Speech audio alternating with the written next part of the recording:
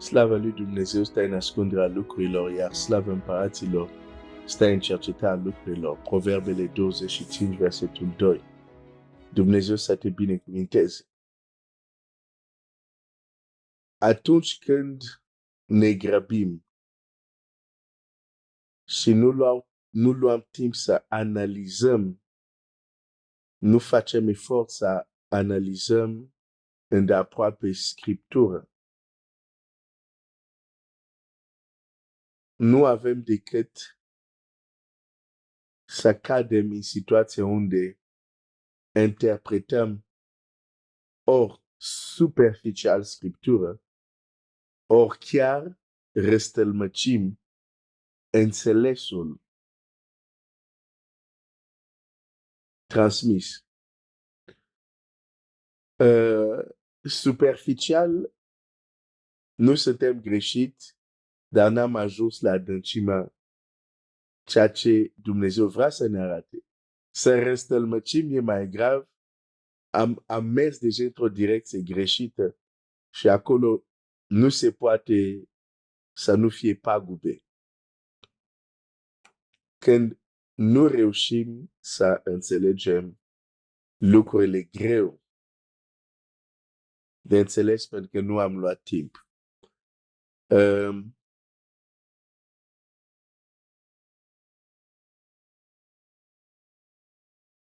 O să continuăm în curând să vorbim despre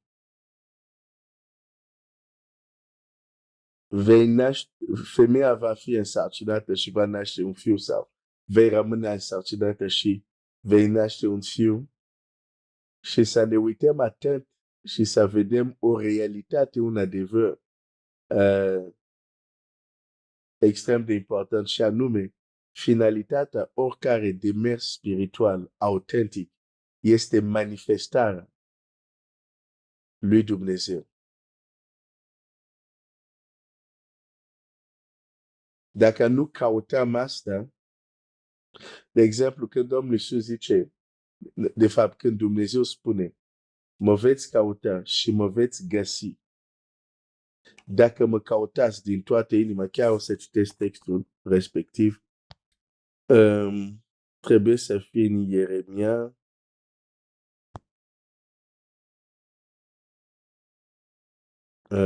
Hai să văd dacă găsesc repede.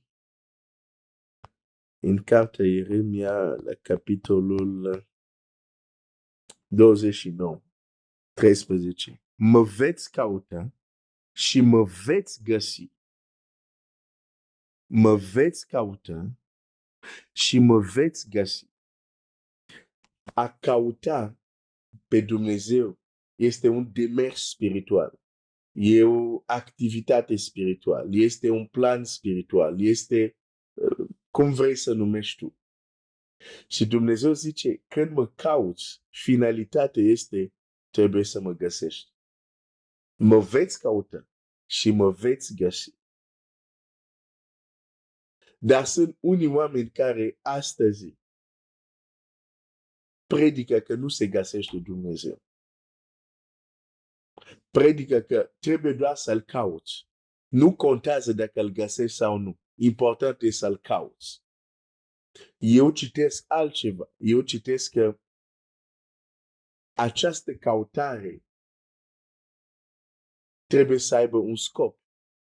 Și scopul este a-L găsi.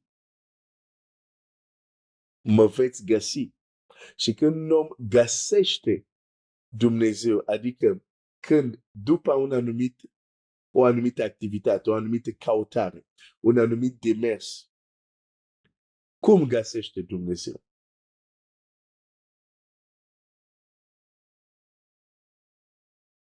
Se întâmplă ceva. Există o experiență prin care găsește pe Dumnezeu. Și de obicei, acel moment marchează un înainte și după. Îți dau un exemplu. Solomon l-a căutat pe Dumnezeu și l-a găsit. Ce înseamnă l-a găsit? Nu înseamnă că a știut tot despre Dumnezeu când l-a găsit. Și l-a găsit nu înseamnă că a murit și a ajuns în cer și l-a găsit pe Dumnezeu. Pentru unii asta înseamnă a găsi pe Dumnezeu. Pe pământ nu vezi nimic, dar vei muri și o să te duci la el în cer. Nu. Când Salom a găsit pe Dumnezeu, ce înseamnă? După un anumit demers spiritual, care este foarte bine descris în Scriptură, Dumnezeu vine noaptea în somn la el și îi spune, cere ce vrei să-ți dau. Și el, înțelept, cere înțelepciune. Pentru că îți trebuie o măsură de înțelepciune să cere înțelepciune.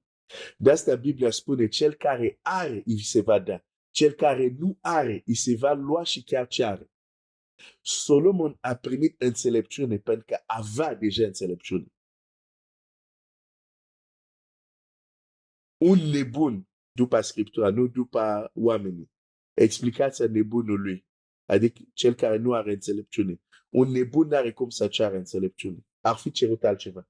Faptul că Solomon cere înțelepciune și modul cum cere înțelepciune ca să judece corect poporul lui Dumnezeu, este o măsură de înțelepciune. Avea înțelepciune, i s-a dat mai mult.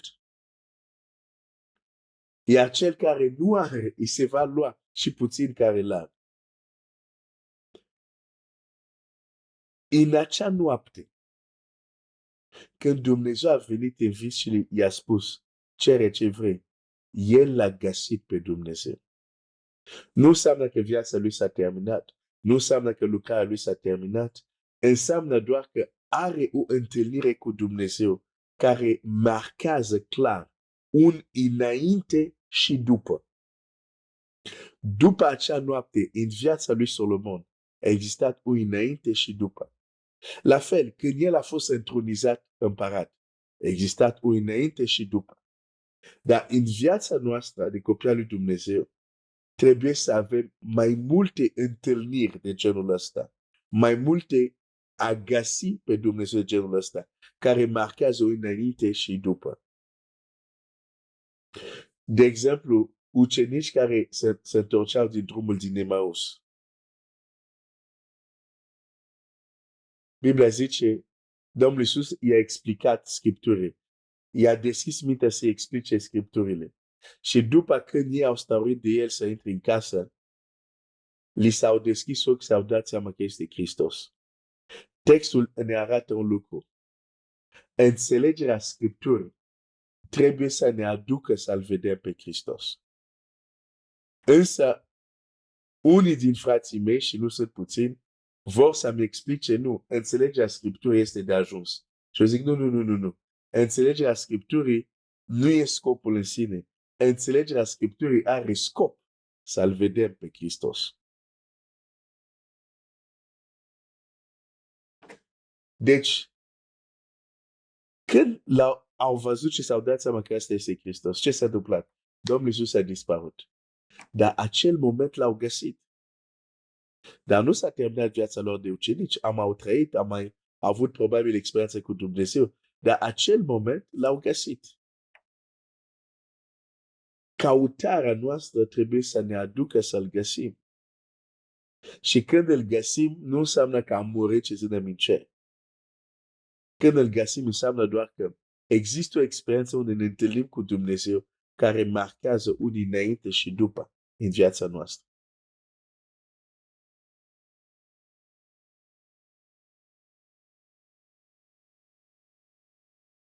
Când avem demers spiritual, că citim Biblia, că facem milostenie, că ne rugăm, că slujim într-un fel sau altul.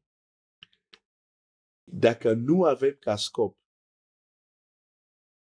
să-L găsim pe El, dacă facem doar asta pentru a fi bun,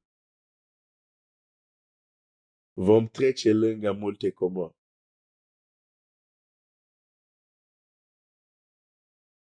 Domnul Iisus spune la farisei, studiați Scripturile pentru că credeți că în ele veți găsi viață, dar ele mărturisesc despre mine. Și nu vreți să veniți la mine ca să aveți viață. Cu alte cuvinte, Faptul că studia Scriptura, oare era un lucru rău? Nu era un lucru rău. Dar ce era rău? Ce era rău este, au studiat Scriptura pentru a studia Scriptura. Au studiat Scriptura și s-au limitat la Scriptură. Când acel care este menționat din Scriptura s-a manifestat și au venit la ei, ei au rămas la Scriptură. Și asta a fost rău. Scriptura vrea să te ducă să te deschiderea Scripturii, vrea să te ducă să te întâlnești cu Hristos și mulți zic, nu. Să înțelegi Scriptura doar pentru a înțelege Scriptura. N-ai nevoie de experiență, nu te duce nicăieri. Atunci este o problemă. Pentru că te vei învârti exact în același nivele. De ce? Pentru că există anumite lucruri în viața unui om care au nevoie de o întâlnire dinamică cu Dumnezeu să se schimbe. Studiază viața lui Avram, studiază viața lui Elie, studiază viața lui Moise și așa mai departe, a lui Petru, dacă vrei, a lui Pavel. Există momente unde omul trebuie să se întâlnească dinamic cu Dumnezeu.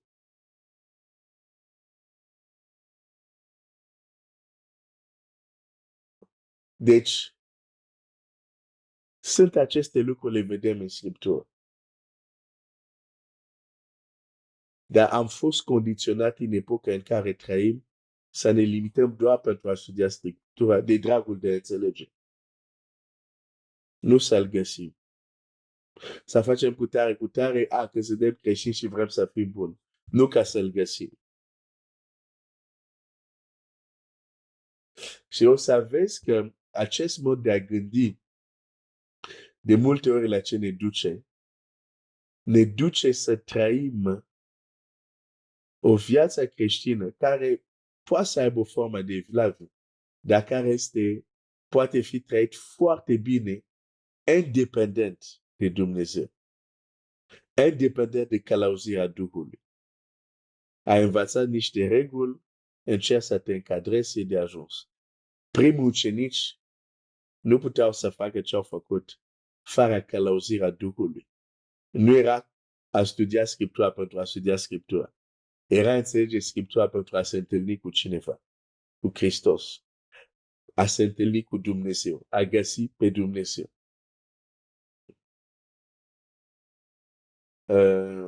Dar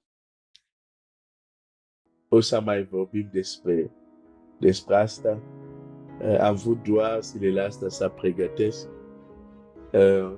ceea ce urmează. Dumnezeu să te binecuvinteze.